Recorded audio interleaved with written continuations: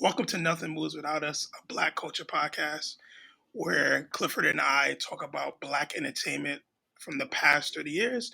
We dive into movies, TV shows, and albums that affected the culture. And yeah, we're happy to be back. I'm your host, Thomas. I'm Clifford. Welcome back, man. Nice. Welcome back, brother. How's everything going? How's your week been? Uh, it's been good. Thinking about it, sometimes like the week just kind of flies by. You don't really remember what went on. But this week has been good. I've been doing a lot of writing and editing, so excited about that. How Nice. things on your end? Good, man. Good. Just trying to enjoy this weather. I know out where you are, there's heat waves. Yeah, The heat is it's wilding been out like there. it's been like 95 plus this whole week. I mean it's cool. I mean, like, the weather doesn't bother me. I think weather. I only cared about weather when I was in New York because you got to travel, you got to take the bus, you got to wait for the bus, you got to take the train. But out here, I work from home. I go out for like a midday walk. Might go out in early afternoon, go out for a night walk, and the rest of the day I'm in an apartment, like just with the fan on, good. So it doesn't bother me Word. that much. Well, I guess people probably don't even know we're talking about where you are, where you located, Oh where you yeah, at. I'm in Denver. I'm in Denver, Colorado. We've been out here for I guess 3 years now. Yeah, yeah. Nice. And I'm in Philadelphia, so it goes to show you that you can build no matter where you are in the world. Uh, Right, man. That's the generation we're in, man. or technology's taking over. Right, right. But to stay on topic, today we're going to be diving into our first album. So we've done TV show, which was Family Matters. We've done movies, Dear White People, and now we're going to dive into our first albums with an S, Right, albums. right, right. Um, And I'll jump in real quick. yeah, So usually I think for the most part we'll only do one album. The only reason I suggested 444 and a written testimony together is because earlier this year I was just playing 444 and repeat and just kind of going through it, like really digesting the music. And when the written testimony came out last year, I gave it like two or three spins, and I'm like, "Yo, this shit is whack! Like, what the like, yo, what is this? Yeah, I didn't get it." But after I listened to 444 again and I went back to written testimony, it all came together. It all came together. So I want to start, I want to start with you, like your early impressions, re-listening to 444 and written testimony, and if there was any kind of connection initially. And then, we'll just kind of flow from there. yeah, I think pretty much how you said it is exactly what I felt as well. I was like, "This shit is trash. I'm not really my vibe." Trash is a harsh word, man. Trash. This shit is trash. It's just not me. I'm Jay Electronica is cool, but it's not really my cup of tea. But Right. just to give people some, I guess, some insight. 444 is an album that was created by Jay-Z. Um, I think it was his. I'm pretty sure I took. Finally, I'm taking good notes. So I give myself some credit. It came out in June 30th, 2017, and it's actually Jay Z's 13th studio album, which is crazy. The brother got 13 albums, Right. and so that was 444. And a written testimony came out in 2020, March 2020, and it was by Jay Electronica. But I would say a ton of the features he has on there is a lot of it is with Jay Z. He has a couple other artists on there, but Jay Z is one of the main features. Anything else you want to add? Um, I think also this in terms of in relation to the podcast, the goal overall is kind of this to focus on albums that are older than 5 years. I think like that 5 year mark, kind of culture kind of really shapes and grows within 5 years.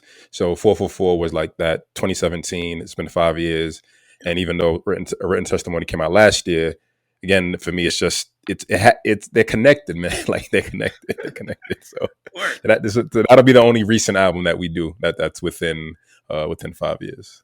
Yeah, word. Well, to answer your question, so your question again was what were my initial thoughts on my thoughts re-listening to the album? Right. Yeah, so my eyes opened. I would say from 444, I didn't realize how vulnerable Jay was being. A lot of the music, especially tracks like Family Feud and even 444 itself, there was some deep ass tracks, and I didn't realize how deep they were when I first listened to them, I just was like, ah, this is Jay-Z, it's typical Jay. Um, Right. so I would definitely say there was a lot of vulnerability. It was eye opening, especially listening to or being a huge Jay-Z fan, listening to albums like Reasonable Doubt and The Blueprint, one, The Blueprint two, like just seeing his progression and how he's evolved over the years and to this level of vulnerability, and see him as not only a veteran in the game, but as a father, as a husband, as a businessman. Like it just was a different vibe listening to it, knowing that we're going to be doing this podcast. Right. Um, Right. so that was that, and then transitioning to a written testimony.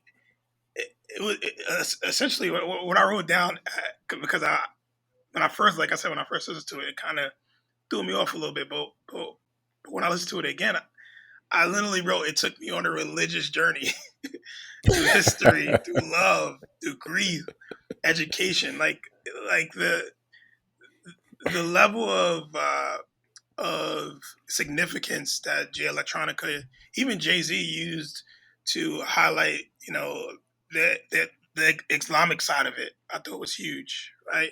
And then also, like, the different sound bites with Farrakhan and other religious leaders. It just was, I looked at it totally different from when I first listened to it, because I think when I first listened Right. to it, I was listening to it more so for beats, more so less about lyrics. And like, I pulled the lyrics up on my screen while I was listening to these albums, and it just a really, really, really open and interesting experience. So yeah, I agree with you. I didn't get it at first when we first talked about it. I was like, why are we doing both of these? But they make a lot of sense. How about you? Right. Right. Similar journey, man. Like initially going through 444, like I got it. Like I understood the flow. I understood the significance of it. And while you were talking, I think what really made 444 stand out to me as much this year was everything that happened last year. Yeah, Well, 444 and a written testimony, right? You think about the Black Lives Matter protests, you think about the Black experience changing so much last year, and listening to what these songs and what these albums represent and how they're rooted in championing and propelling like the Black experience. And I think that might have been like the foundation for me really seeing them in a new light. When I listened to a written testimony initially, I was also just kind of listening to beats, and I think I listened to a flux capacitor once, and I'm like, yo, yo, what is this? Like, yo, like the production on it is crazy, and I couldn't get into it, but like I let it flow through like two or three times, and then like I listened to like, Rihanna sample. yep. And I think that's the song that she made was called Higher. And I'm like, yo, this shit is fire. Like it was this fire. Like, just learning to appreciate it in a different light. Um, and overall, just learning and seeing that, sometimes you don't get it, right? Like we live in a culture, and then, again, this is also part of why I wanted to focus on these. We live in a culture where we just consume music so much, right? Like I remember Childish Gambino did this interview. He might have been on Hot 97, where either Hot 97 or Breakfast Club, and he was talking about that, when Drake's album drops, you just listen to it, right? You go through it, you're like, I listened to it. Like I did what I needed to do. And then you just kind of go through life. But you didn't really sit on it. You didn't really let the music sit in. And I realized that music is supposed to be an experience. It's supposed to be part of your own personal growth. So we listened to it initially when it first came out. We did what we needed to do, but life happened, right? Like I said, the Black Lives Matter and the whole Black experience kind of shifted last year. And you listen to these albums again, and it clicks. It finally clicks, and you're like, this is what he was talking about, right? Like, Jay has always been ahead of his time when it comes to music and the things he's talking about. You finally get it. Like the one word that I described a written testimony was God body. Like this is God body music. This is just like the supreme being of music, of enlightenment, of the life experience. 444. It's laid, and it's like you said, it's very personal. It's you see this raw, consistent personal part of Jay that you don't really get, but The written testimony is just like God body rap, just like stunting on stunting on niggas, like telling people what it is, what it Right. could be, what it should be. But again, it's really, really hitting a hammer on the history. And I think, like you said, the religious aspect, based on like the Nation of Islam and their teachings, really help solidify, because the Nation Five of percenters. Islam is, they're focused on the Black experience. So yeah. Yeah, man. I couldn't have said it better myself. I definitely felt like it. You know, I listened to both albums multiple times these past weeks, and I enjoyed it more and more and more. And I feel like that not only because of what I heard originally, or the second time or the third time, but it's like reading a good book. You know, you find something new every time you listen to it. And that was something that I didn't value before, and you know, I've learned a valuable lesson through this process, that not only with these albums, but when newer albums come out, especially with artists that I value, I believe in, that you know that I've followed over the years. Listen to it a couple of times, and listen to it beyond the beats, right? Right, right. And to your point, from a cultural standpoint, you know, thinking about 444, not only was Jay Z being vulnerable about, you know, the things that he was doing to Beyonce and their marriage, but he was being vulnerable about being a father, and like I said earlier, being going into business, and coming from the streets to, you know, being able to provide for his family, and that was something Sharing that, his mother's story yeah, also. yeah, Yeah. what is that song? Smile, man, what a song, Smile. Yeah, yeah. what a track. It's actually one of my favorite tracks on 444. And he even, you know, giving her props through lyrics, right? Um, and I think that's something that, from a cultural standpoint, to your point, we have to do a better job. And it's not only listening to albums like this, but even uh, from our history, albums in the '60s, '70s. Like I remember watching this documentary like maybe a couple weeks ago, about Mercy, not Mercy Me. It was a Marvin Gaye. Marcy Me. Oh, sorry, No, sorry. no, it was about Marvin Gaye's. It was like 30th anniversary of Marvin Gaye's most famous album. It was on some CNN special. And the reason I bring it up is because there was a lot of relevance that still Oh, what's hangs. going on? Turns 50. There There we we go. go. What's going on, right? It turns 50. Look at that, 50. So this album is 50 years old, or this piece, masterpiece, 50 years old, but it's still extremely relevant to today and what's happening within our culture. And when I was doing these re-listens, it brought me back to watching that documentary and seeing exactly how music shapes us in so many ways if we listen to it. And I got to give you props on air. I got to give you props during the podcast, bro. This is a great start to us starting albums. I learned a lot about just self love and self discovery, and you know, Jay dives into things that I didn't even realize. Like I never paid attention to until I pulled the lyrics Right, up right, and right. read them while the songs are playing. Um, so yeah, I think culturally we just have to do a better job, and especially when it comes to artists who have Who's we? I know you say we, so I always want to clarify who's we. So black we, people. I know, and the listeners. So there we go. There we Black go. people, black people need to do a better job. And I say you and I talk about this a lot, using we, but black people more specifically, because of the context of how this plays a huge part in our history, and we can look at artists like Jay Z, you know, that have essentially started from the bottom and look where they are now, and written this. They have this. What's the word? They have this. They have this. What is the word I'm looking for?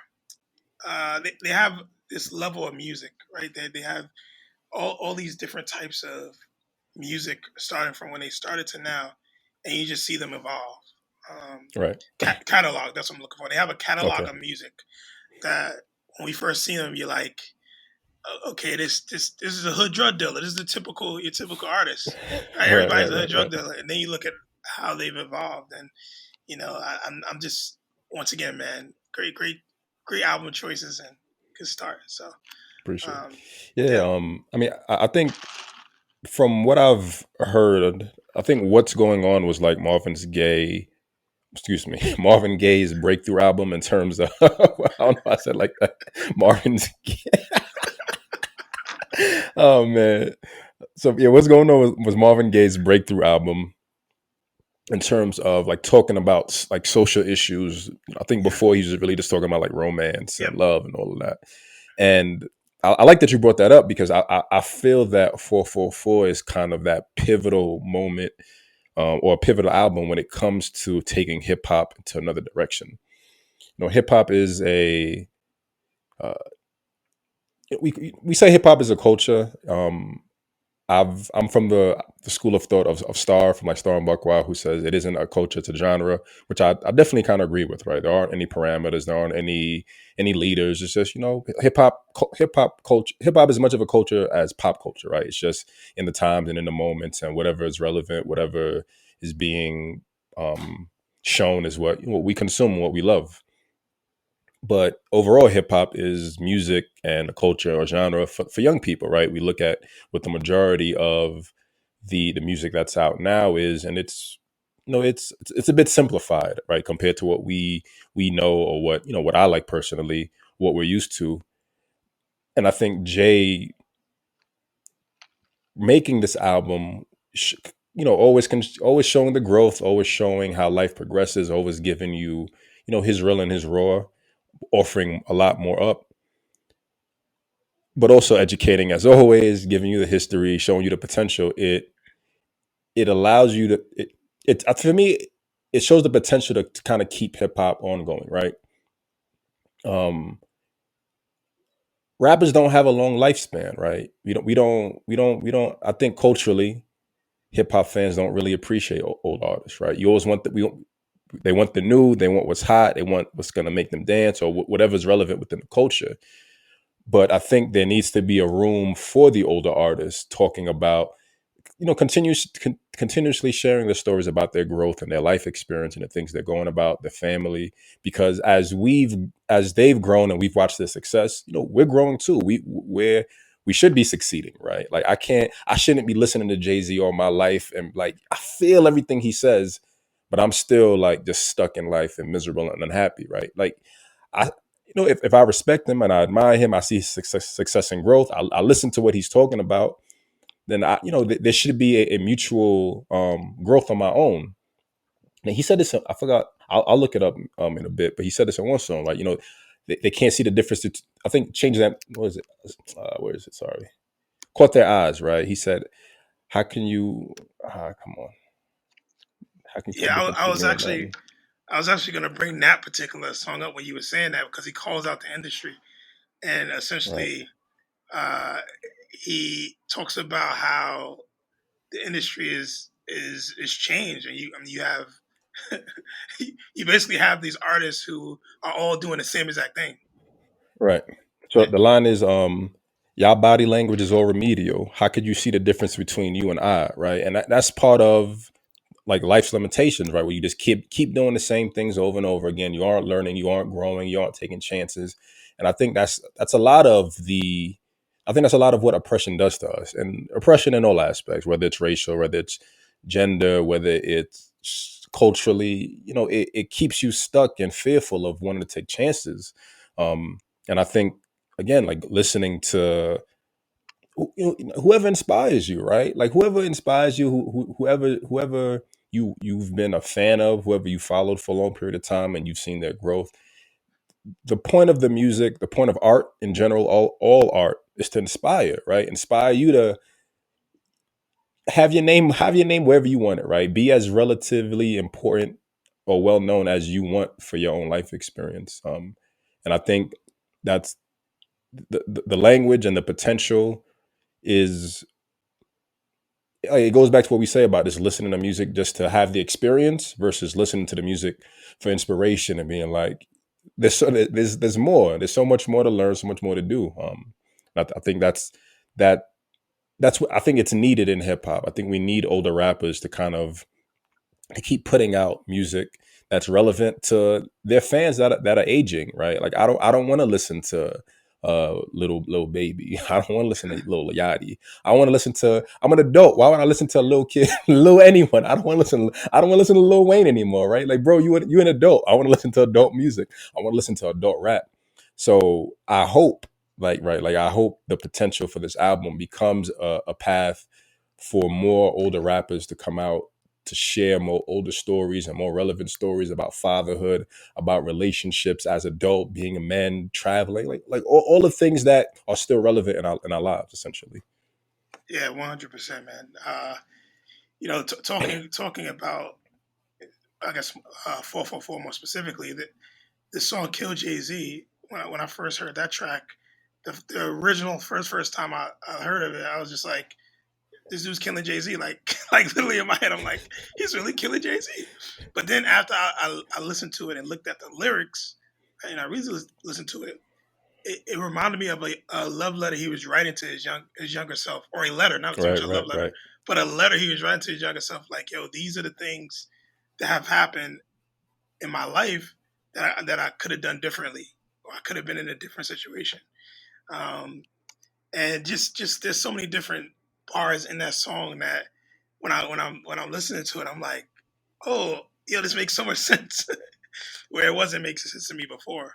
Um, right, so I'm just just blown away. Like one of the lines I wrote down was, he wrote, "Cry, Jay Z. We know the pain is real, but you can't heal what you never reveal." Like, that's right, just so crazy. right, right, What right. a You line! don't you don't even speak your truths within yourself. So how can you heal from it, right? Wow. Like you're hiding it from yourself. You're hiding it from everyone else. So yeah, the pain is gonna be there still, and it's manifest, right? And it rots away at you.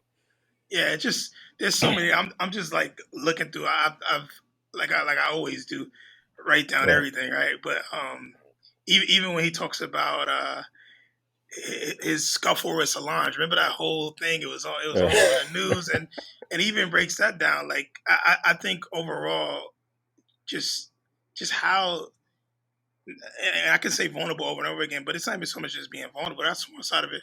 But taking responsibility for your actions and put it out in your music. Um, Right. it's, even with the whole Eric Benet line, I thought he was taking a dish at Eric Benet, but he wasn't. He was talking about himself. He was going Right. based on what's happening, what Eric Benet and Holly Berry, what happened to them in the past in their situation. It was like, I don't want to repeat Right. this in my situation and in my relationship. So I just think that, songs like that, and seeing bar after bar how he's just being more and more technical, but also being accountable, is something that I never looked at previously, and I'm glad I took the time to. And some of these lines I actually like dug in a little further and did some research, but primarily the goal was to understand how these conversations in these bars affect the culture.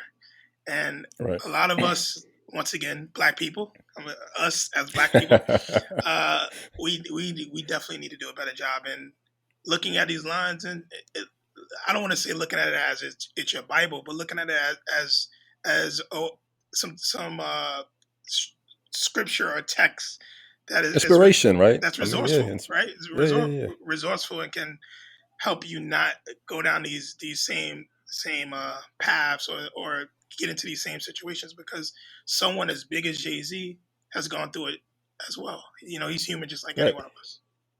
Jay did that, so hopefully you don't have to go through that, right? Like that's his bar, that's his trademark, right? That's Yep. the point of me telling you all this. I'm telling you all this so you don't have to go through it.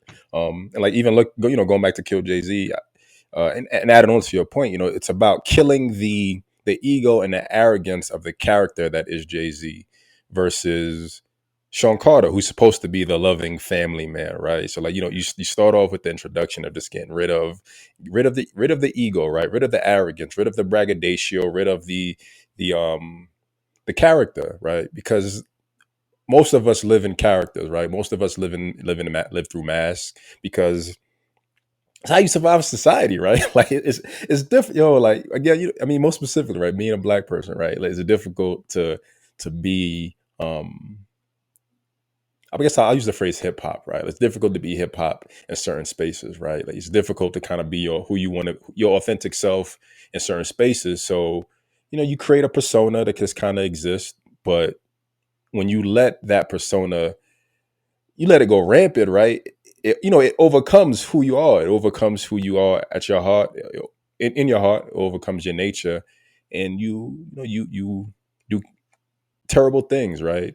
Like you brought up the line about Solange, so like let's. I want to talk about 444 real quick. I guess in terms of relationships, and You're talking about specifically the track. yeah, the track Okay. specifically. Yeah. Sorry, like I'm a student of Joe Button, right? Joe Button and his mood music. Like for me, Joe Button pioneered emo rap. He pioneered like really putting your heart on your sleeve in music. So for me, to finally get this side of Jay Z, after like really being a fan of his, I mean, maybe he didn't have the content before to kind of produce or make something like this. It's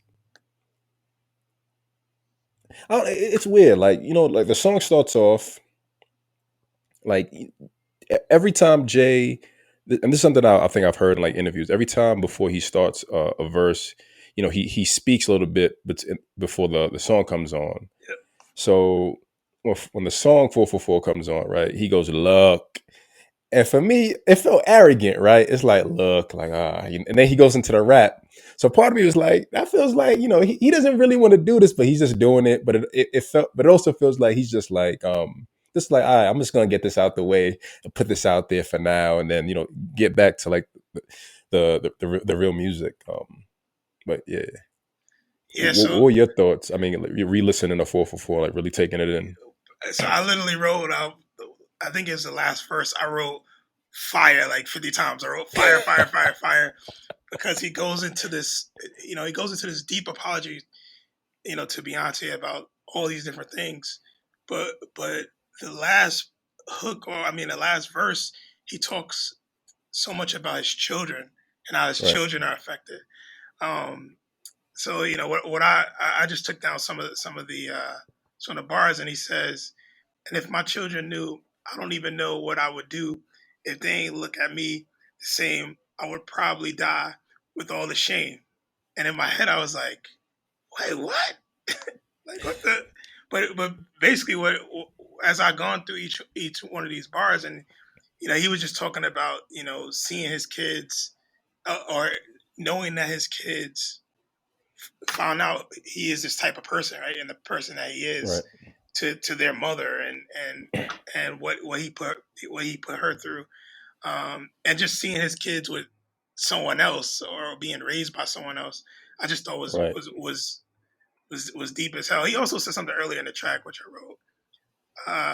He said, "I apologize for the stillborns because I wasn't present. Your body wouldn't accept it," which is That's yo, that's which whew, that's a heavy ball, man. bro, Like, like putting out into yeah. the Go ahead. world. Sorry. Like I'll say it again because I stumbled a little bit, but he says, "I apologize for all the stillborns because I wasn't present. Your body wouldn't accept it." Hmm. Just mom, like wow.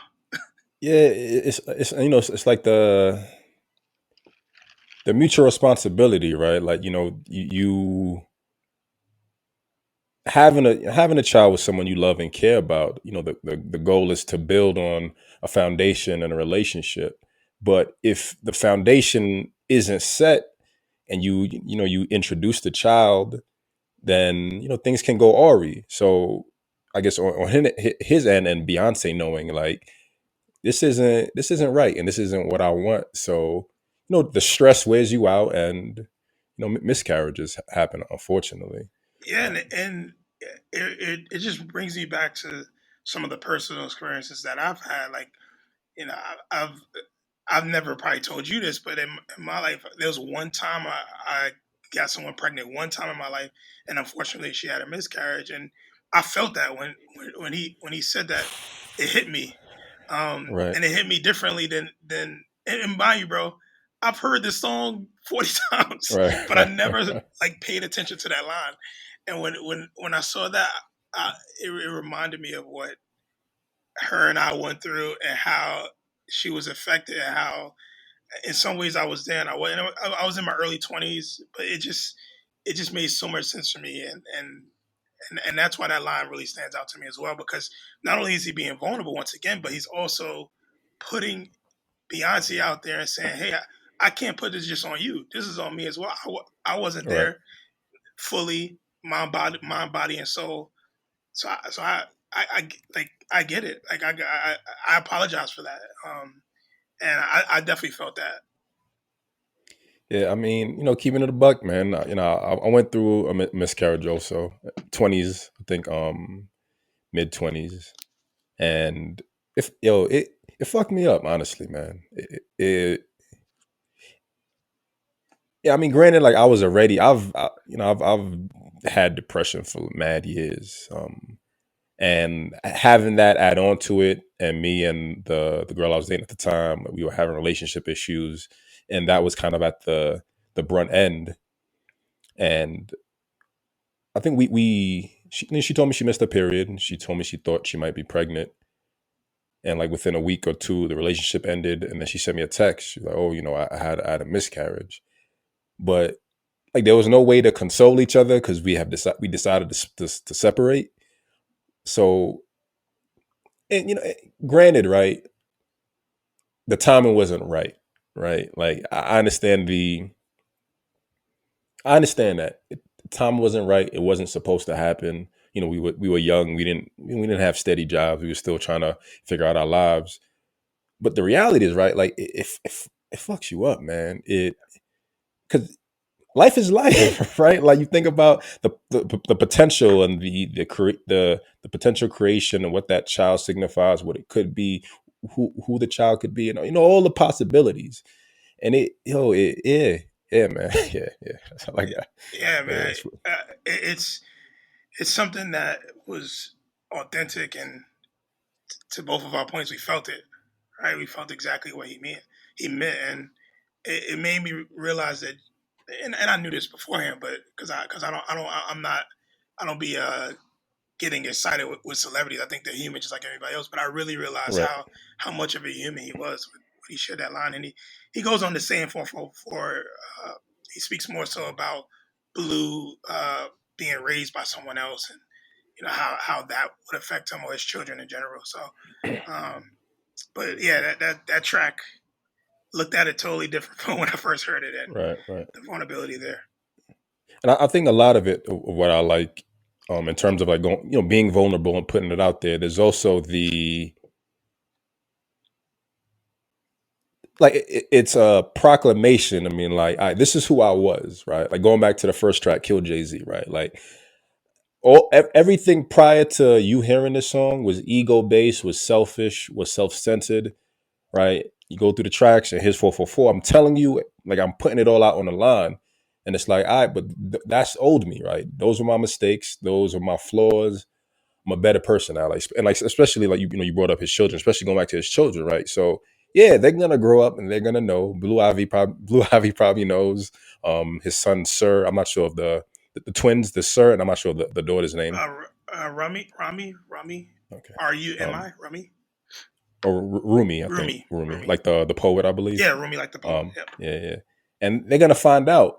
But I think all that matters, and I think that's what the focus always needs to be in all of our lives, right? You can always be who you were. We're all gonna make our mistakes. We're all gonna be flawed. We're all gonna do wrong in some type of capacity. But who are you now, right? And who will you be moving forward? And I think that's what really matters. Um, let's go into favorite tracks real quick. Or favorite track. Do you have a one specific track that you really like vibed out to on On a four on four four four? four four. Not really, man. I have so many that I really dig. Like Smile was big for me. That was a big track for me. Just Smile was one. Um, uh, there are a couple. Like I wrote down. Marcy Me was big because Right, he was talking about just real Brooklyn, man, and how right, Brooklyn, right, right, how it's evolved. Legacy, you know. I wrote down a bunch, but just to stay on topic. I guess if I had to go one, I would probably say Smile. right, Um, and him allowing his mom to be able to speak her truth was something that really made me emotional, thinking about my relationship with my mother. and not from my mother. She's not bisexual or she's not struggling with her sexuality, but just our relationship and being able to open up. And he talks about, uh, or she talks about in her poem at the end, like living a kind of two separate lives. And actually, he talks about it as well. But when I finished listening to the track, I really felt like they were becoming who they really are, who they're really Right. supposed to be, and that really like warmed my heart up, man. What a track! And then obviously having Stevie Wonder, in a hook, Right. Right. you can't beat that. But that was definitely a big track for me. How about you? Um, I liked Higher, but I mean, I'll comment on Smile a little bit. Yeah, I liked the introduction in the first verse is like growing up, right? I think um like LBGT is kind of always been stigmatized when it comes to hip hop, right? Like, that's part of the language that we use in terms of demeaning another man or demeaning a woman, and going back to the idea of growth and um, I guess the potential. And I think there's a reality that hip hop raises black youth. I think that's a reality. So to have so again, someone you've known or followed all these years, not known, someone you follow all these years, right? And have them present this idea of the mother being a lesbian and them being okay with it. I think it warms the heart and opens up the door and potential for a lot of other people who grew up in our generation who aren't as open-minded about just accepting people for who they are. 'Cause, I mean, that song is really just about love, right? Like in the last verse you talked about his mom's. I'm reading that, I think, reading a poem, and so living in the shadow, right? Living in the shadow within ourselves. And that's on all aspects, right? For her, it's so mama had 4 kids, but she's a lesbian and had to pretend so much that she's a thespian, right? Living in the shadows of who you are, but you have to hide yourself. Going back to the idea of mask for him, trying to live like Jay-Z, rambunctious, but being Sean Carter realistically. Yeah. Yeah, For me, sorry, go ahead if you wanted to add more. no, I was gonna say in that same verse that toward the end, he says it doesn't matter, or I'll read it. He says doesn't matter if it's a her or him. I just want to see you smile through all the hate, which is Right. which is powerful for your child to say, like, I don't care who you rock with, I love you. I just want to see you happy. I just want to see you do Right. the. Right. I just want to see you do you. Like actually, I'm actually missing a bar because he says right before he says, "Cry tears of joy when you fell in love. Don't matter. Don't matter to me if it's a her or him. I just want to see you smile through all the hate." Which in my mind is like, I'm gonna show you love regardless. It don't matter who you rock with, who you fuck with. I'm your son. I care about you. I know it's been a struggle on you. Like he talks about how she self medicates, how she's going through this struggle, but she's still there. She's still there, and Right. he loves her no matter what. And then even later on in the track, the next verse you brought up, where he talks about, and he did this a lot in some of the tracks, where he's like giving out info, and then he catches himself, and he's like, I don't know if I'm saying too much.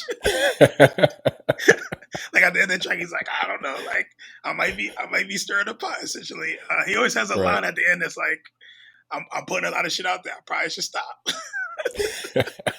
which I thought was hilarious, uh, because obviously he knows what he's doing, but Right. later on the track he talks about how essentially, and this is me kind of paraphrasing because I don't know exactly what it is, but I'm gonna say he was talking about how marijuana became legalized, and he has people in his life who are in That's jail legal in for it. Colorado. Yeah. Yeah, Yeah. and it's just like what, like what? This is so interesting. And he talks about black entrepreneurship and so on, and I just think Smile just talks on so many points on like revealing who you are.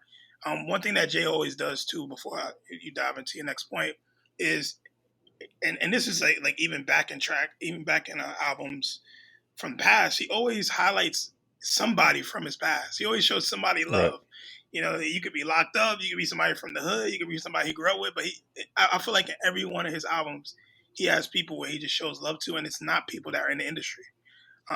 Right. And he definitely done that here, and he did it a couple different times. But But yeah, but sorry to just jump in, but that No, man. No apologies, man. I want to touch back real quick on the line you brought up when, cry tears of joy when you fell in love. Don't matter to me if it's a him or her. His father. The story that I think most of us know is Jay-Z's uncle was shot. Jay-Z's father left the home and couldn't deal with it and became alcoholic. Ended up dying. I think in 2003, 2007 from liver disease. But you think about the Black experience as a whole, right? You think about like a lot of, I come from a damaged home, right? Like my biological father was murdered when I was young, but I had a father figure who was there to kind of fill in that role. And most of the people I grew up with came from single parent homes. And you see a lot of the times, the parents don't find love or happiness, right? And it's sad. Like as a child, I think you're just kind of going through life. You're trying to find whatever sense. Like my goal, like when we did the clubhouse last week talking about their white people, I brought up the idea that growing up, I told myself, you know what, I'm gonna just marry. I'm gonna find me a black woman. We're gonna have a beautiful black family, and it's very nuclear, family oriented because it wasn't what I grew up with initially. Um, and I think that becomes like a lot of our goals growing up, like seeing the challenges our parents are going through, seeing that our parents don't have love, don't have I guess the romance or a love partner. yep. So like him saying that, like he cried tears of joy. Like like like imagine like really seeing your parent, your singular parent is finding someone to love and to spend time with, right? And on any level, right? Your sister, your brother, your uncle, anyone you love and care about, seeing them find love and happiness for someone else, right? That's humbling, man. It's humbling, and it gives you, for me, I use the word faith, but I guess it gives you faith that there's potential out there, but a lot of it is still rooted in smiling and being who you want to be, and not kind of living through that mask, whether it's socially oppressed on you or whether it's just you fronting and going through your ego of being Jay-Z. Yeah, there's so many different words that he uses in that verse around his mom pretending, his mom being in the closet, once again self-medicating. So going from Right. that to just like you said, finding love and him crying tears of joy, it's just a beautiful thing. Um, Man, it's out, man. Cliff, man, you got me, bro. You got me, fam. I'm gonna go listen to it after we get off. So my favorite track, I have to go with Family Feud Yeah. for the initial reason I like it is because of the placement, right? The song before it is the 444 track where he's talking about all his wrongdoings and ills toward Beyonce, his family, and himself. And the next track is Family Feud. You got Beyonce on the hook singing higher. So it's like it's reconciled, right? Like here's all this that happened, right? I said all this, but yo, like the next track, my wife is on it with me, right? Like we reconciled, and her saying higher, higher, higher. For me, I just think about elevating, right? Elevating through the Hmm. bullshit, elevating through the limits, elevating through the trauma, elevating through the lies and deceit and all that. Like we did all that, but now we're on this next level, and we're gonna keep going forward. Because I believe that the only thing that matters is going forward, right? I think I kind of said this before. The past is the past. We're all gonna make mistakes, but what are you doing now? What are you doing today? And that really kind of sticks out to me for specifically for this track. Yeah, bro. So that was another dope track because I think he talks about, obviously he talks about that side of it, but he also talks about feuding from a hip hop standpoint, right? He Right. talks about, so I took away that not only is he talking about his personal life, but he's talking about how the relationships that he has with other artists like Diddy and other artists in the hip hop game, like how are we evolving? And there are a couple of lines in there that really spoke to that when he talks about what's better than one billionaire, two. Too. And Right. in my head, I used to always think to myself, what the fuck's he mean by that? But after listening to it, he goes in and he talks about just more like how those dynamics when it comes to hip hop. Why am I fighting other people when I could just when we all could eat, we all could Right. build. Yo, I didn't think about that, but yo, absolutely, absolutely, Yeah, it's man. just so Absolutely. mind blowing to me. So when I was, when I first heard it, I thought he was taking digs on Diddy, but he wasn't. He was showing Diddy love, um, in a way, and I think there's a lot to say when you think about family. You think about it specifically your blood, and hip hop is a family. Hip hop. We're a lot of these artists they've known each other longer than some of their family members. Right, right. Like from the streets and from growing up. And I just thought that was just huge when I fully listened to it and toward the end of the track. I just thought it was huge that he not only brought in his blood family but also his hip hop family. That's a dope perspective. I didn't think about that.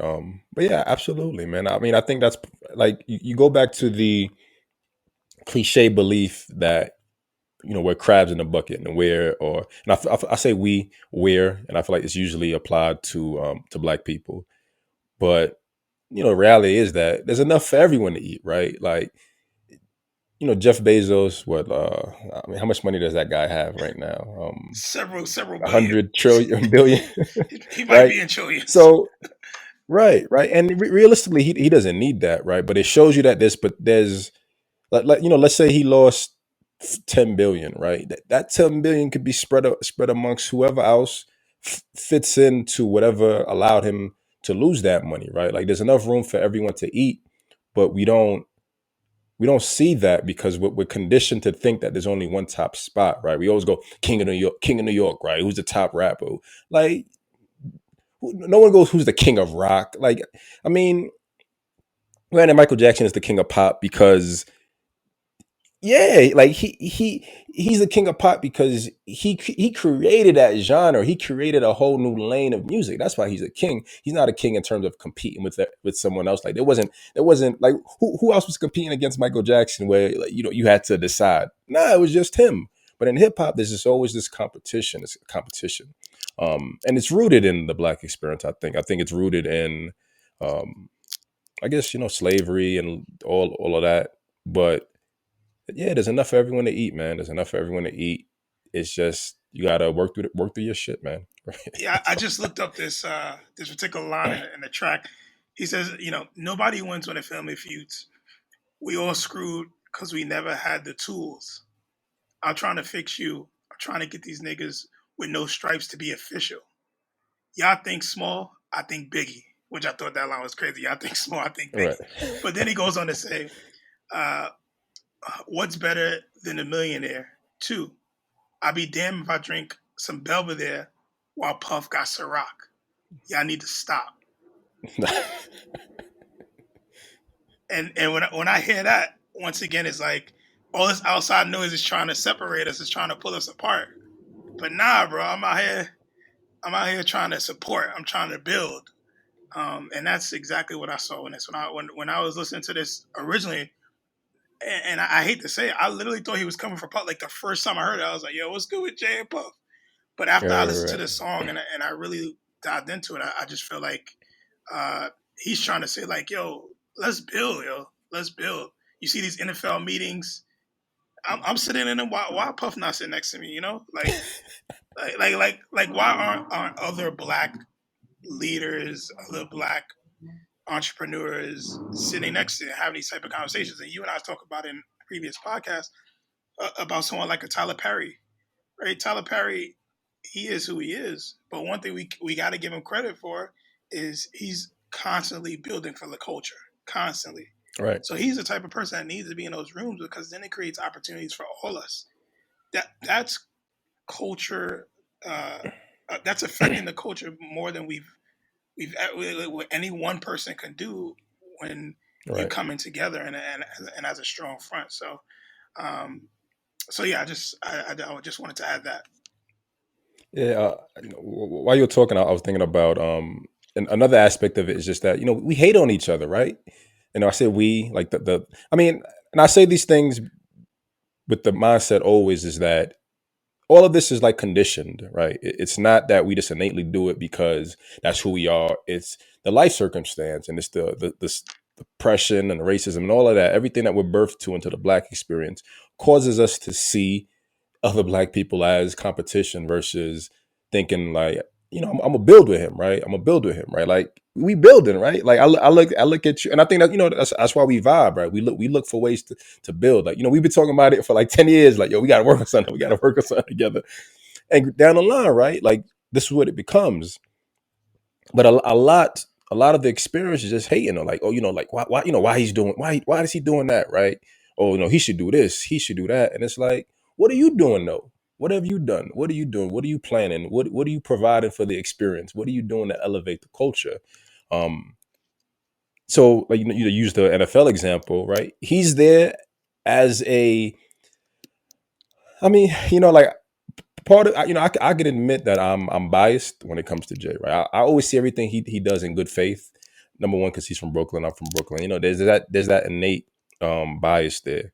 But there's another part where like I see his growth and his potential, and I understand that every time he makes a move, it's to benefit him, right? So yeah, again, I use it for inspiration. Like I like keep making moves, keep having your hands in different jars to get the most out of life, and get the most out of life as you can while you can, because you never know when someone's gonna take it away from you, right?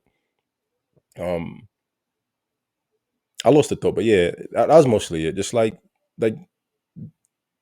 every time, do more, right? Do more and invest in yourself more. Look for new ways to innovate, new ways to build for yourself, new ways to collaborate with people, especially other Black people, right? Like there's an issue within the culture. There's an issue within the experience. So why not collaborate? Why not work with people? Why not place yourself in rooms as an authority for Blackness and be like, okay, I see what you've been doing, but it doesn't work because and these are the reasons why it doesn't work. Like there needs to be, you need these figureheads in these rooms, like to your point, to make decisions that benefit you.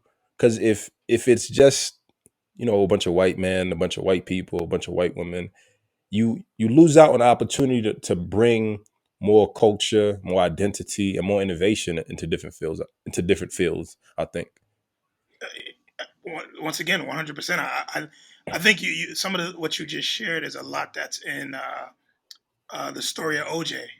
Like Yeah, he talks about the house nigga versus the field nigga, right? And how it even right. it even starts off with him, saying, "I'm not black, I'm OJ," and he's like, "Okay, Okay. you're Yeah. still a I'm nigga, not. I'm not a nigga. I'm a house nigga. You still a nigga though. Like like yeah, you a nigga's a nigga, man." nigga. Right? So I think to your point, I like that. I to your like that. point, like I, what better person to be in a room than someone who's experienced this?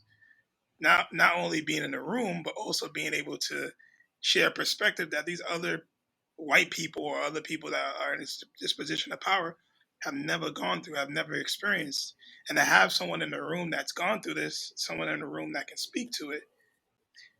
What better? That's just creating lanes for us, right? And Right. you think think about even what just happened a couple of days ago, with Juneteenth becoming a federal holiday, right?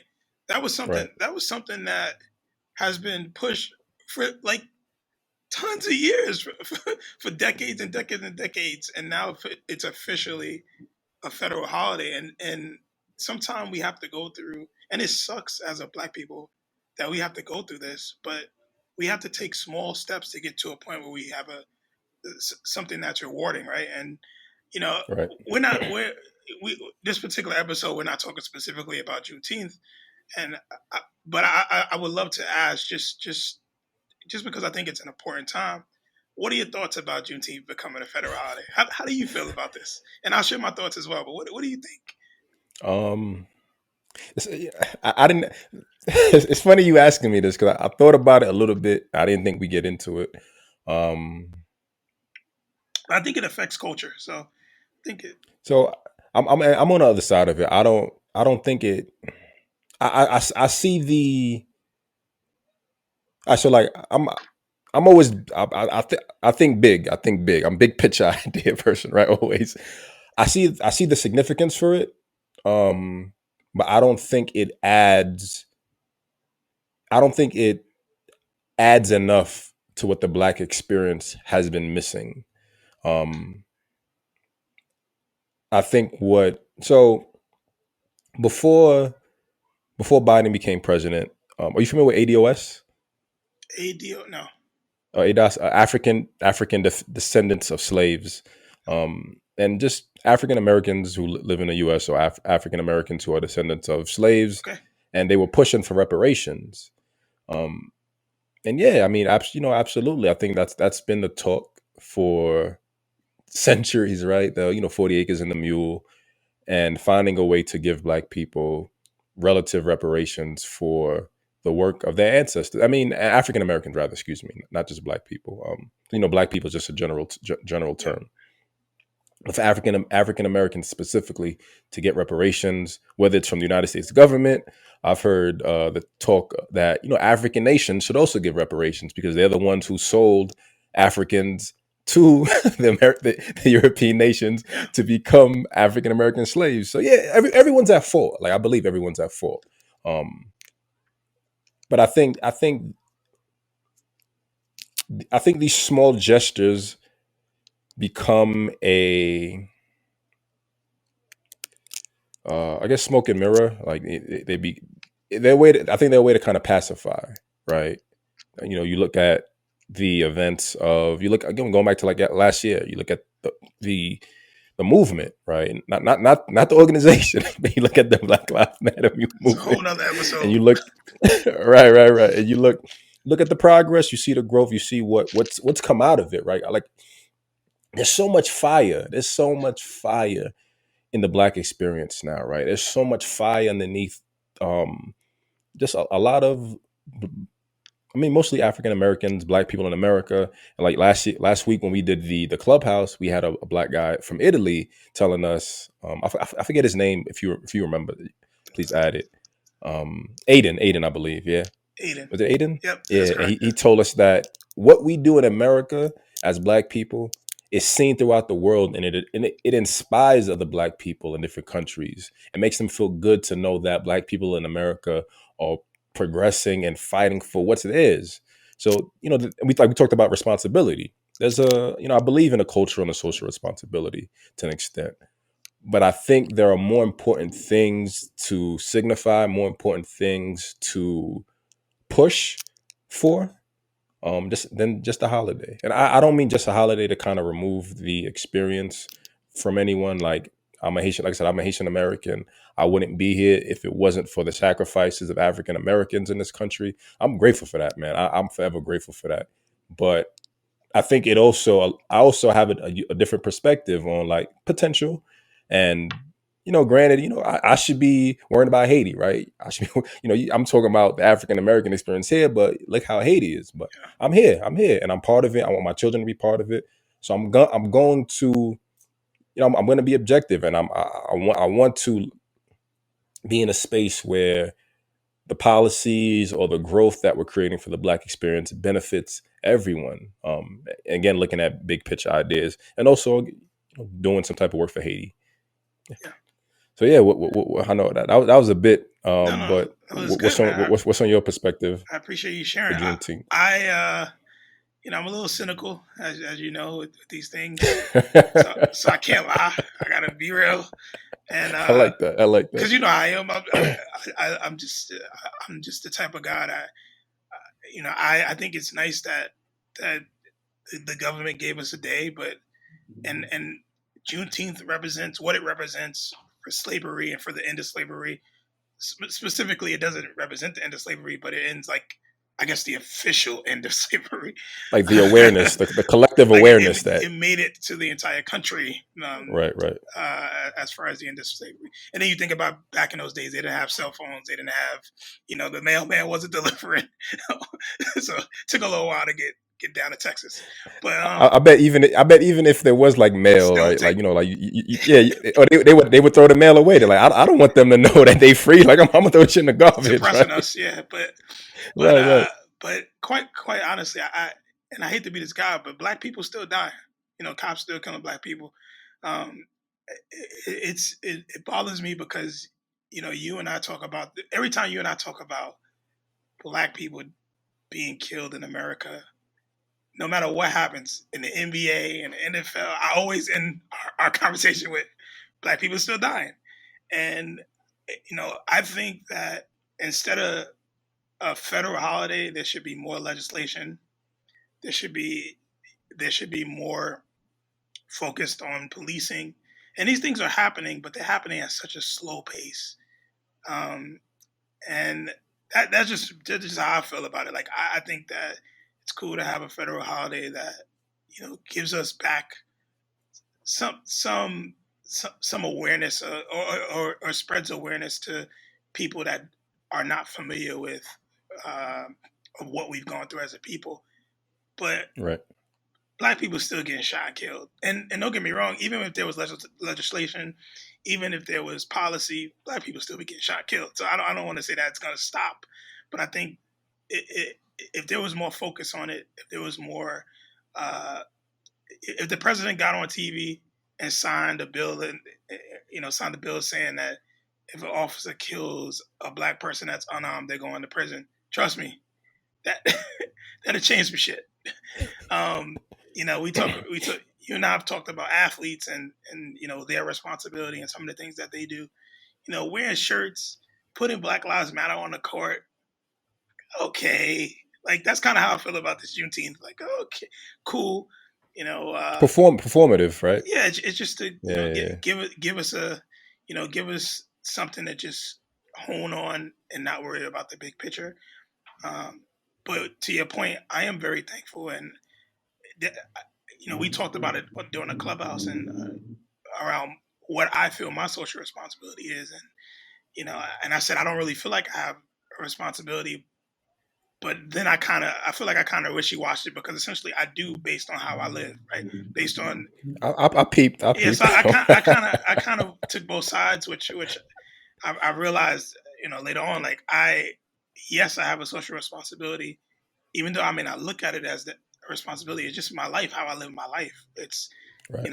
so yeah, I just think that I appreciate President Biden and creating this awareness, but black people need to stop being killed, especially innocent black people or unarmed black people need to be killed by the hands of these police out here. And when he signs that bill, let me know, and I'll be at the I'll be Right. at the White House waiting. That's the bill I need to see. And that's just me personally, but hey, I'm thankful. I mean, I also think, like, to your point, to what you said in the clubhouse, I think, well, like, I saw it as you viewing the work that you do as not making it rooted in blackness, right? Like, you think about, which I definitely agree, right? I guess hypocritically on my end, like, like I made the Black Excellence calendar, even though it doesn't need to be that, right? Like, it doesn't need to be Black owned, right? It just needs to be like, this is a business, right? Like, it doesn't need every time you add the emphasis of something being Black. I think we talked about this. It takes away value from it, because on its own, it's just another store. But I have to add that it's Black to add additional value. I mean, maybe that's how it felt initially, and maybe now I think it's more so a way to, I guess, recognize things so that you're able to get more support. So yeah, I guess it's part of the updated perspective. But yeah, like, I think you just do what you do, and I think naturally, you being a Black person will naturally inspire other Black people to do it, right? Like, Yeah, date while you wait isn't Black date while you wait. Black guy does date while you wait. It's just a date while you wait, and it's, people watch it and they're like, yo, like, this is this Black guy doing a show. I'm not used to seeing that, and that's just this innate, natural inspiration. I think that kind of feeds that. Yeah. yeah, So and I mean, I totally get it. but nobody can take that away from you. Like who you are, nobody, no matter what happens in your life, nobody can CGI you from black to white. Like it just doesn't. Life doesn't work that way, right? And I think Right, right, right. how you carry yourself and how the energy you put out into the world, from culture to to family. How do you do it? Like, we're sitting here dissecting albums by artists who put out this body of work for a reason, and we're dissecting it. Right. Nobody can take that. Nobody can be like, "Well, Jay Z's white," like, or Jay Z don't understand the black experience. They can say that all they want. Like, it just doesn't Right. work that way.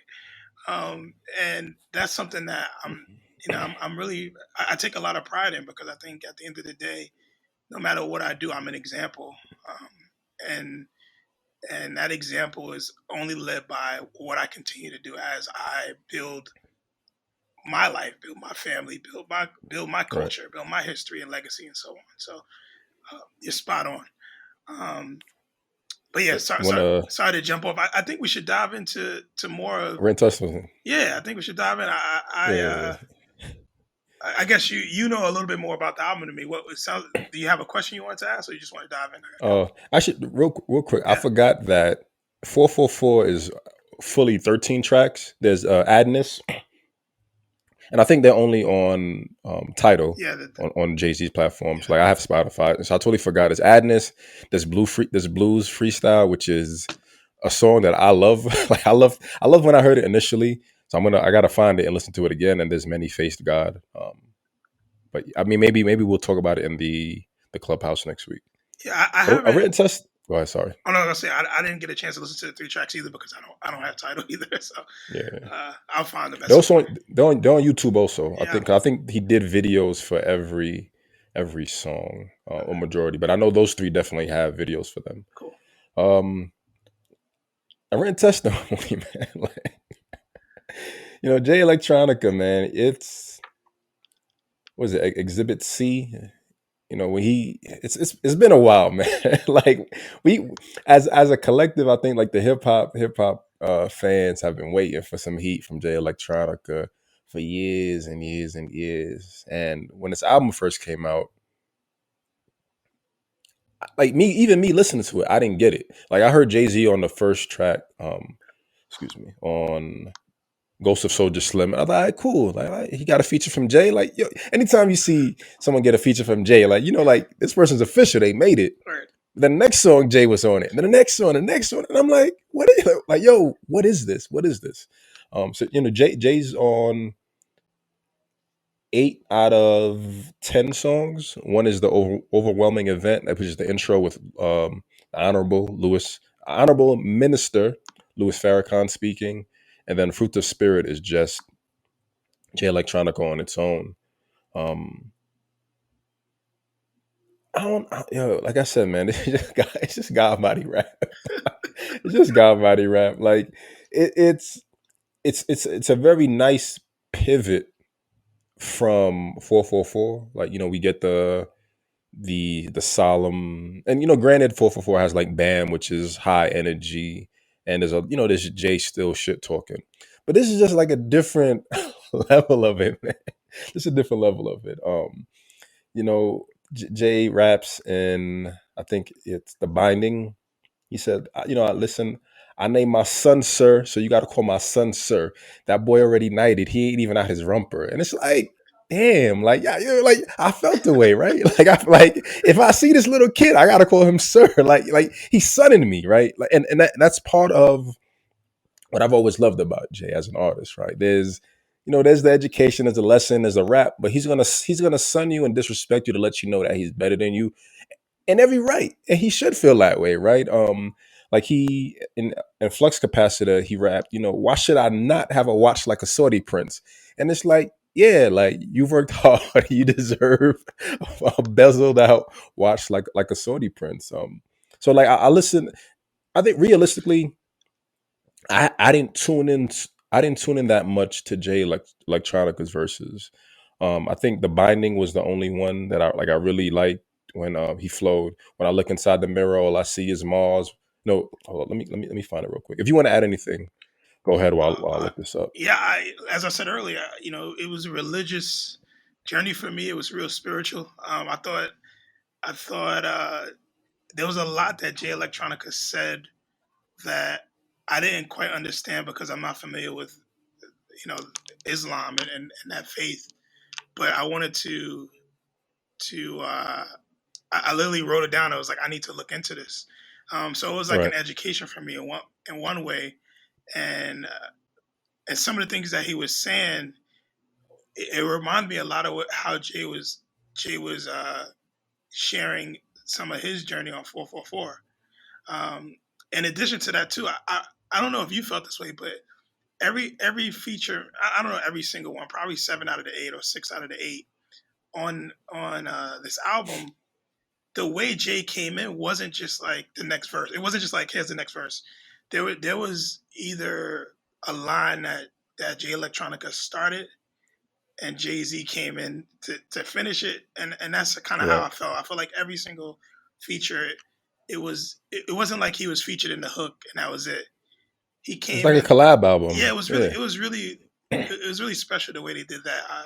You know, and how a lot of times I keep saying Jay and I just realized they're both Jays. The Um, Jay Z. a lot of times when Jay Electronica would go first, it basically Jay Z would be co-signing it with his part afterwards in each track. Right. And I thought that was something that was really apparent. And he even gave me some insights that I really am going to look up afterwards to better educate myself as well. Right. So the bar I was thinking about was when I look inside the mirror, all I see is flaws. When I look inside the mirror, all I see is Mars. In the wee hours of night, trying to squeeze out bars. Bish me Allah, just so y'all can tear me apart. And Mars is his daughter name, and I love that verse because there's this duality, right? When I look inside the mirror, all I see is flaws. So he's looking in the mirror, he's seeing himself, he's seeing all the things wrong with him, he's critiquing himself, but he also sees his daughter, right? And it's like I've passed on these flaws innately to my daughter, right? And one end is the responsibility, like to elevate her to make sure that she's greater than me. The child should always be greater than the parent. Um, but then it's in the wee hours of the night trying to squeeze out bars, and it's like no matter what you do, right? Like you think about how long it took for the album to finally come out, right? Like it's do you mind looking up when Exhibit C came out Sure. initially? And people always wanted him to drop it, but it's like no matter what, right? You could be up late night crafting with your pen, late night just getting all the lyrics, rhyme, and everything ready, and people still gonna shit on you. People still gonna tear you apart, like he said. But what's more important, right? Like the work and putting the content out, putting yourself out there, being vulnerable. Tying into like what 444 what 444 is, right? At the end of the day, no matter what, you have to put yourself out there. You have to put your work out there. Yeah, I'm pulling it up. Give me 1 second. No problem. Yeah, But and yeah, I mean, go ahead. Sorry. Exhibit C, December 2009. And written testimony came out March 13th, 2020. So like that's a long time to wait for someone to drop their debut album after giving you heat, right? Like giving you heat. He gave you heat, and it's like you just waiting. And we don't know the in between reason, right? Maybe it's self doubt, maybe it's insecurities, right? Like he talked about what he said. I think it's on Blinded also when he's like, Jay called me up, like you got to win one, win a Grammy for the family. Let me see if let me pull that up. Now, I'm pretty sure that one was on. Ghost of Soldier Slim, maybe. It might have been Shiny Suit Nah. Theory. Yeah, you might be right. Because Shiny Suit Theory, he was talking about how he has to do basically get his flowers. A lot of people are telling him to get his flowers. Yeah, me and Puff, we was chilling in Miami. He said, "Nigga, fuck the underground. You need to win a Grammy for your mama and your What family. They track? need to see you shined up. You were right, Shiny Okay. Shoot Yeah. Theory. Yeah. Yeah, he talks a lot about just getting his flowers, man. Like people keep telling him, "Yo, this is your time. Like, get your flowers."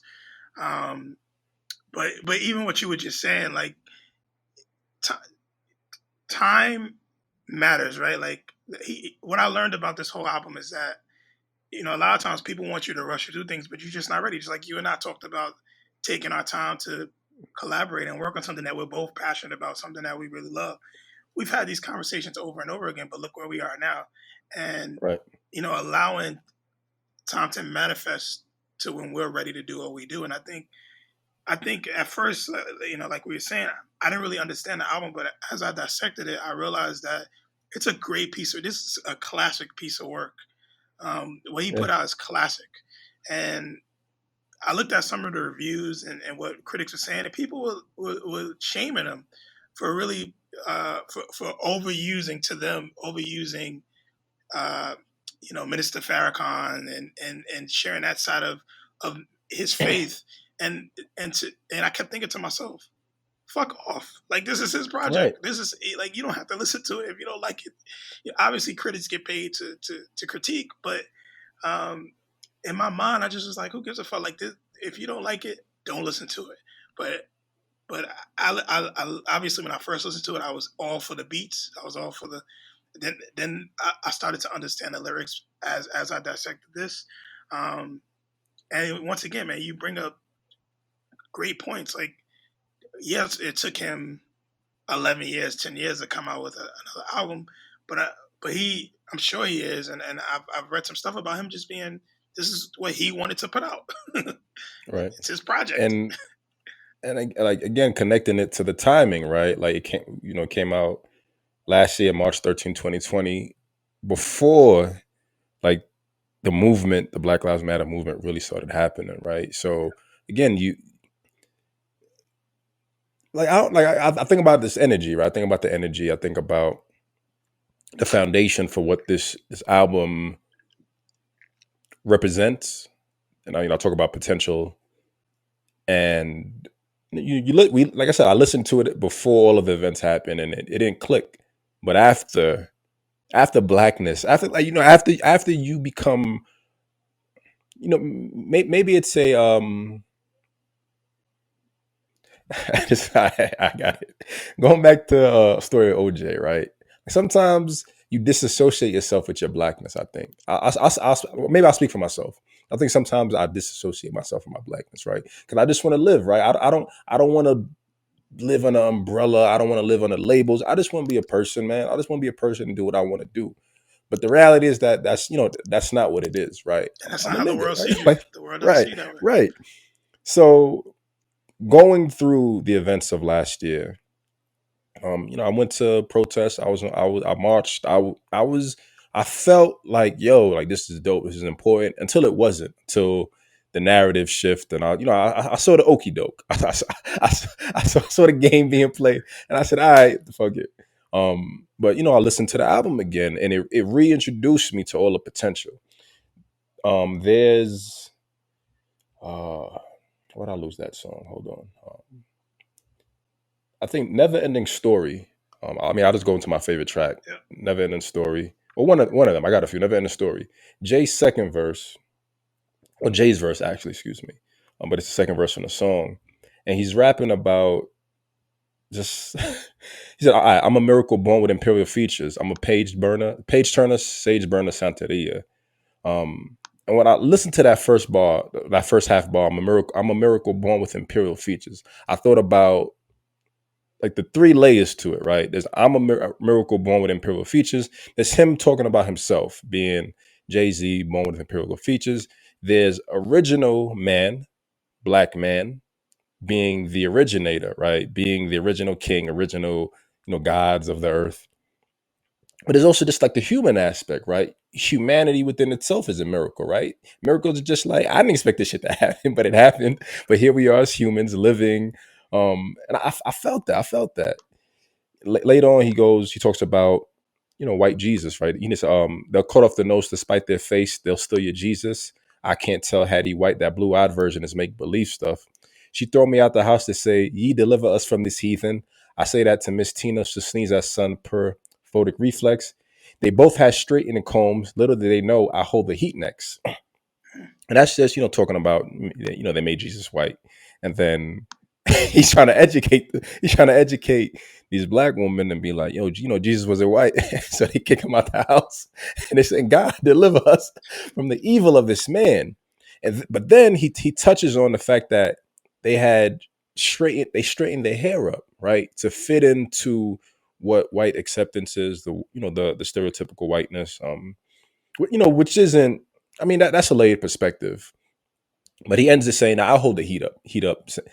and neither of us, neither tool can be used to fix our defects. So on their end, straightening their head thinks that that'll allow them to be accepted in the whiteness. On his end, he thinks using a gun for whatever purpose is gonna change being a nigga. Like Yep. it's not. Like there's so much more to it, man. And like and that's every track. Every track is like this. That's the Yep. thing. Every track is like this layered perspective on blackness, the duality, the limitations, the history. Yo, like yeah. It's gritty. It's gritty.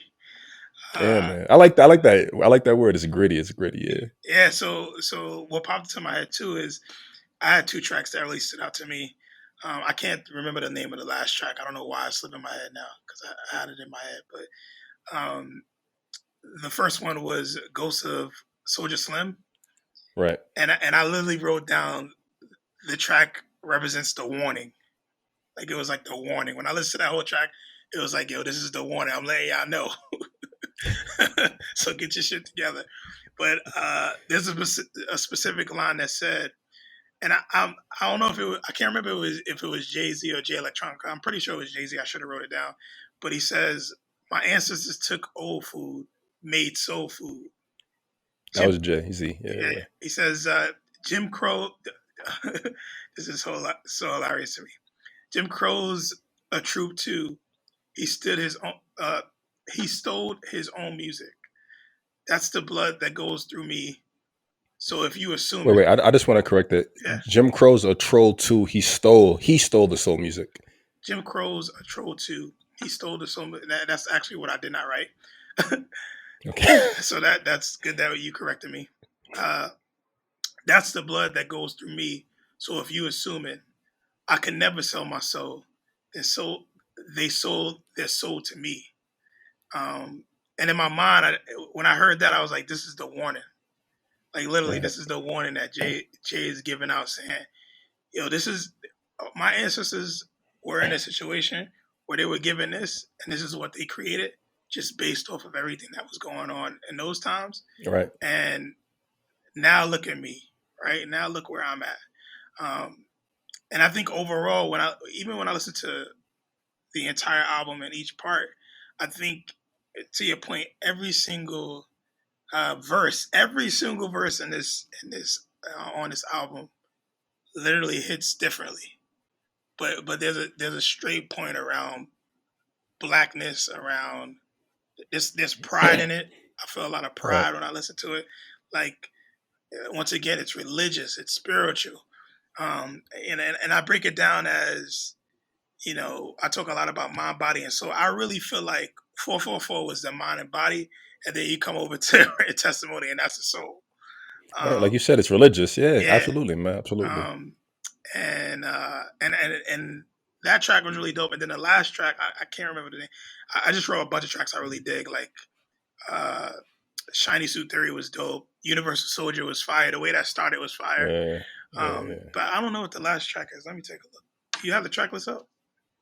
I have it up. Yeah. What was the last track? The last track is Uh, APIDTA. yeah. So that track was hands down my favorite. I actually like saved it when I first heard it, and it just talks a lot about grief and losing someone and seeing them again. Right. So then I had to do a little bit of research because I was already into it, and come to find out that track was actually written the day that Kobe passed, the night that Kobe Wow. passed. I didn't know that. Which is a crazy has a crazy backstory to it, but both Jays recorded that track the night Kobe and his daughter Gigi, and I believe it was 9 other people passed away in a helicopter crash. And he talks a lot about grief and seeing people again, and talking about his mom, and more so Jay Electronica. And I don't know what it was about that track, but that was when I originally heard the album. That was the track that I saved out of all the tracks. So, It's yeah, interesting. Like for me, I didn't like that track that much. And I think maybe because it's too somber. I mean, I think like I said, brought up before, like going back into depression and all of that. Like I've been in that headspace a lot. like talk about my biological father. So I've dug into grief a lot. So I think for me, I'm in this space where I'm mostly focused on this like optimistic energy, not being disconnected from like the reality of how life plays out, but just more connected to like the potential. Like like what do I need to do? Like how do I fix things, and how do I kind of play my part? But I guess knowing that it'll give me more time to re-listen to it. When we do the clubhouse, maybe I'll have a new perspective to share on it. Yeah, and I think that's the beauty about being an individual, right? What I see in the track and what you see in the track is different. This is why we Right. have these conversations and how they affect us. And some of the tracks, or not even just tracks, but any media that we look at are gonna want are gonna lead us to go investigate and learn more. And the other ones where we're like, oh, this shit's cool, it's all right. Right. Right. Um, and that stood out to me because the hook is what really got me with it. Like I got numbers in my phone that would never ring again. It hit me Right. because I have texts like one of my favorite aunts passed away like 4 or 5 years ago, and I still have the text in my phone. I still have her Wow. text. I still got her voicemails. Like I refuse to delete it, and it will always be that way. I save them just in case something happens to my phone because they brought me so much value. And so when I read that, it hit me differently than it might hit you because you didn't have that type of experience. So I understood it a little bit different.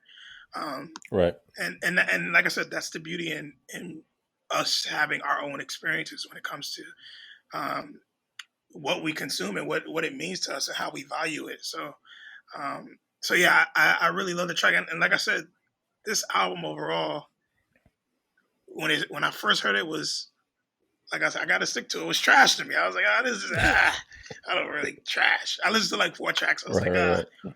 But now listening to it, I gotta apologize. Jay Electronica, I apologize. This is Thomas. I apologize. This This is Thomas. I apologize. this is a classic. I'm uh I am a huge fan. This is a classic. I gotta thank Clifford for putting me on. Thank you, because I was when he first said it, I was like, why? I gotta be like, why? He said, "Wow." When he first like, yo, we should do this track. I mean, we should do this album. But I've learned a lot, and I'm inspired to go and learn more about what I've been listening to, and obviously listen to it again. Right. I guess my last point, kind of tying into what you just said about music hitting differently. So, like, I brought up the other 3 tracks that aren't on Spotify, and Adness being one of them, which is about him and his father. So, are you familiar with? I mean, you've listened to the Dynasty, Rock La Yeah, Familia, right? So, like the last album with him and Beanie Siegel, "Where Have You Been," where he's just him and Beanie Siegel just rapping about their pops. Like that was the first like real raw rap song that I heard about just like emotion to a father. And yeah, I used to have that song and this on repeat, repeat, repeat. And granted the lyrics weren't directly connected to my experience, but like just the pain was always there. So it's funny thinking about, not funny, but just thinking about, had I remembered Adness and played it, I probably would have went on like an hour long talk about, yo, Adness is my favorite track because this and this and this. But you connect it with, I guess maybe was all praises APIDTA, which is all praises due to Allah. Since it's more general, I didn't feel that connected to it. But since Adness and like, Where Have You Been are very specific, and like that's my rooted experience. That's why I kind of felt. I think that's maybe why I felt more connected to it. yeah, Um, yeah. 100%. Um, Any final thoughts or comments you want to add before we close out? nah, man, this is a great episode. This, This is this is dope. this good call on the track on the album because I when I said 444, you're like, yo, we gotta dive into a written testimony. Um, and I'm just excited, as I like to say it every episode. I'm excited for our next episode. Me too, man. So next week every Friday after we do an episode, we do a clubhouse. Well, no, sorry.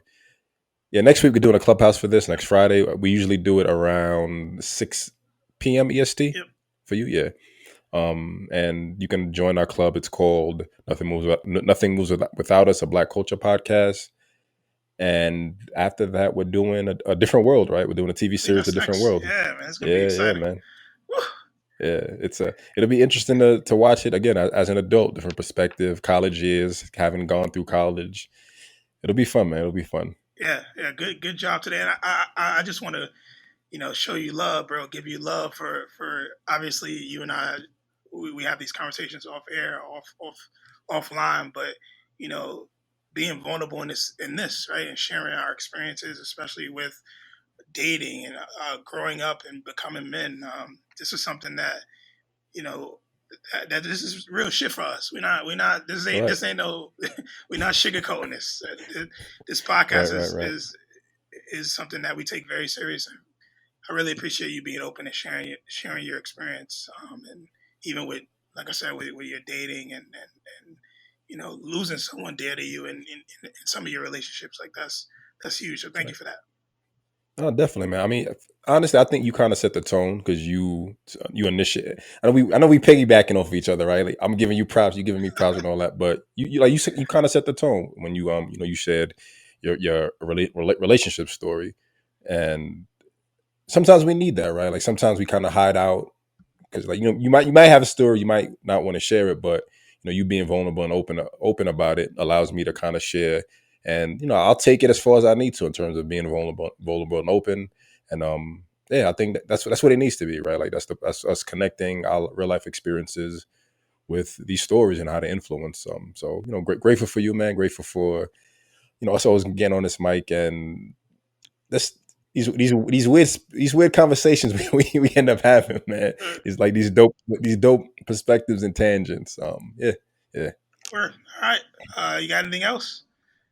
Nah, that's it, All man. right. Let's wrap up. We'll leave it there. So you can follow us. So then we're gonna wrap it up here, but you can follow us on IG and I guess follow Cliff. Where can they find you? Let's start with you. Where can they find you, Cliff? You can find me on Instagram at Galt Conditioning. I don't really post that much anymore, but you can still follow. There's a lot of I've mostly posted just positive content, positive uplifting content. So there's a lot to go through. Sorry. Yeah. And I'm under the Connection Curator is my personal Instagram account, and our Instagram account for the podcast is under a Black Culture Podcast, so or at a Black Culture Podcast. Um, and And real quick, if yeah, you're listening on our YouTube channel is Nothing Moves Without Us, a Black Culture podcast. You can find us on YouTube there also. we Or just are look at the banner. That'll be underneath. we are also on YouTube. So if you want to see these lovely faces, take a look at our YouTube and these smiles. So yeah, and yeah, that concludes our episode 4 of the Nothing Moves Without Us podcast, a Black Culture podcast. And we appreciate you guys. Until next time. Peace.